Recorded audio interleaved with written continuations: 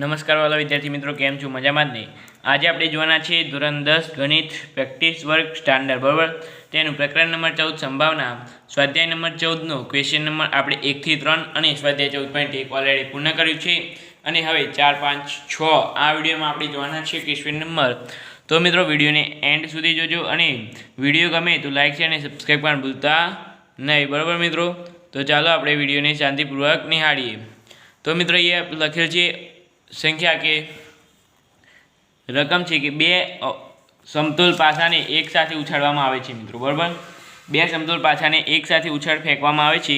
પાસા પર મળતા અંકોનો ગુણાકાર 12 થાય તેની સંભાવના શોધવાની છે મિત્રો. તો કંઈ નથી કરવાનું મિત્રો, આ પાસો છે બરાબર, એક એમાં તેની સંભાવના કેટલી હોય જુઓ મિત્રો. એ એક ફરે એક આવે, એક ફરે એક પણ આવે અને બીજામાં પણ એક આવે, એક આવે, બે આવે, એક આવે, ત્રણ આવે, એમ કરી કુલ કેટલી સંભાવના હોય? આ એકની 6 અને પેલાની 6 એમ કરીને કુલ 36 સંભાવનાઓ હોય, બરાબર મિત્રો? તો એમાં કે છે ગુણાકાર 12 આવે, ગુણાકાર 12 આવે એટલે મિત્રો આમાં તો હોય નહીં, એટલે આમાં આવશે 6 2 12, આ એક આવે મિત્રો, 6 2 12 ગુણાકાર 12 આવવો જોઈએ. ત્યાર પછી 3 4 12, 3 5 15 ના આવે, આ 6 3 18 ના આવે, 3 4 12 આવ્યો. ત્યારબાદ આ 6 2 12 આવશે, 5ના ઘડિયામાં પણ ના આવે, 4ના ઘડિયામાં આવી ગયો. તો કેટલી થાય મિત્રો? 4 થાય, બરાબર? અને કુલ કેટલી છે? આ કેટલી સંભાવના હતી? આ 1 2 અને 3 ને આ 4 અને કુલ કેટલી છે? આ 6 6 36. તો મિત્રો અહીંયા લખીએ આપણે ઘટના એ. શું લખીશું મિત્રો?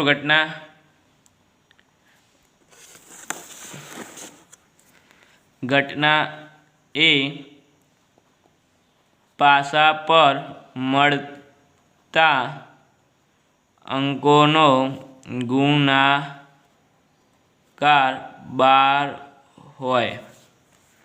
અંકોનો ગુણાકાર 12 હોય માટે P1 બરાબર કુલ કેટલા હોય? 36 અને આપણને કેટલી મળી? 4, એટલે 1/9 મારા ખ્યાલથી, બરાબર? આટલો જવાબ આવે છે મિત્રો, બરાબર? મિત્રો હવે ક્વેશ્ચન નંબર 5 જોઈએ આપણે. તો ક્વેશ્ચન નંબર 5માં કહે છે કે બે સમતોલ પાસાને એક સાથે ફેંકવામાં આવે છે. પાસા પરના મળતો અંકોનો સરવાળો અવિભાજ્ય હોય તેની સંભાવના શોધો. પાસા પર એક પાસા પર 6 અંક હોય, બીજા પાસા પર 6 અંક હોય, એમ કુલ કેટલા હોય? 12 અંક હોય, બરાબર? 12માંથી કેટલા અવિભાજ્ય હોય? તો એક પણ ના આવે, 6 વિભાજ્ય હોય અને જો 6 એકી સંખ્યા હોય અને 6 બેકી સંખ્યા હોય. બેકી સંખ્યા એ વિભાજ્ય કહેવાય, એટલે એકી સંખ્યામાં એક અવિભાજ્ય નથી કે વિભાજ્ય નથી, એટલે 5, બરાબર? એટલે 5/12 જવાબ આવશે મિત્રો. જો અહીંયા લખું છું અવિભાજ્ય સંખ્યા 1 થી 12 સુધીમાં, તો પહેલી 2 3 5 7 11 આટલી જ છે મિત્રો અવિભાજ્ય સંખ્યાઓ 1 થી 12 સુધીમાં. બે પાસાને સમતોલ પાસાને ઉછાળવામાં આવે છે, બરાબર? તો કેટલી છે? 11 છે. તો અહીંયા મિત્રો લખીએ, તમારે આટલેથી લખવાનું, બરાબર મિત્રો? ત્યારબાદ હું અહીંયાથી લખું છું, ફરી તમારે આટલેથી લખજો મિત્રો, બરાબર?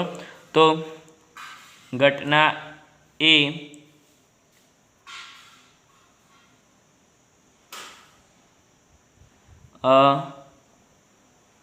પાસા પર મળતા અંકોનો સરવાળો અવિભાજ્ય હોય, બરાબર મિત્રો? ખબર પડી ગઈ? અવિભાજ્ય હોય માટે P1 બરાબર આ કેટલી સંખ્યા છે? 1 2 3 4 5, 5/2 પાસા પર કેટલી હોય? 12. મિત્રો તમારો જવાબ આવી ગયો 5/12, બરાબર? ત્યાર પછી એક બીજો દાખલો છે 6 નંબરનો કે એક સમતોલ પાસો ઉછાળવામાં આવે છે. પાસા પર અયુગ્મ અંક આવે છે તેની સંભાવના શોધવાની છે મિત્રો, બરાબર? આપણે તો તેની સંભાવના પણ આપણે શોધી નાખશું. એક સમતોલ પાસાને ઉછાળવામાં આવે, પાસા પર અયુગ્મ સંખ્યા હોય તેની સંભાવના આપણે જોઈએ મિત્રો. તો મિત્રો એક સમતોલ પાસા પર ઉછાળવામાં આવે અને તેના ઉપર અયુગ્મ સંખ્યાઓ કઈ? તો યુગ્મ સંખ્યાઓ કીધું છે ને, યુગ્મ સંખ્યા 1 થી 6 સુધીમાં, બરાબર? કઈ? તો મિત્રો યુગ્મ સંખ્યા એટલે બેકી સંખ્યા 2 4 ને 6, બરાબર? 3 જ આવી મિત્રો. ત્યારબાદ ઘટના એ કરીને લખીએ. ઘટના આ જવાબ છે તમારો, બરાબર મિત્રો, લખી દેજો આટલેથી. ઘટના એ કે પાસા પર યુગ્મ સંખ્યાનો અંક આવે. મિત્રો તમને ખબર ના પડતી હોય તો નીચે કમેન્ટ કરજો, બરાબર મિત્રો. હવે પાસા પર P1 બરાબર એક પાસા પર કેટલા અંક હોય? 6 અંક હોય. એમાંથી યુગ્મ સંખ્યાઓ કઈ? 2 3 6. આ 2 4 6 એટલે કુલ સંખ્યાઓ કેટલી? 3. 3/6 એટલે 1/2 તમારો જવાબ આવશે મિત્રો, બરાબર.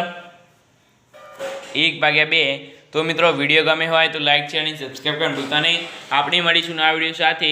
અને મિત્રો ખાસ કરીને એક સૂચના, તમારા મિત્રોને પણ જરૂરથી શેર કરજો, જેથી એમને પણ આવા દાખલા પ્રેક્ટિસ વર્કના આપણે તમામ પ્રકારના પ્રેક્ટિસ વર્કનું સોલ્યુશન મૂકીએ છીએ.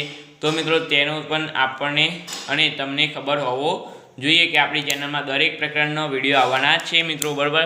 તો વિડીયોને ગમે હોય તો લાઈક છે અને ખાસ કરીને કમેન્ટ કરવાનું ભૂલતા નહીં. આપણે મળીશું આ વિડીયો સાથે. ખાસ કરીને તમારા મિત્રોને શેર કરજો. Thank you so much. Video જોવા બદલ ખૂબ ખૂબ આભાર.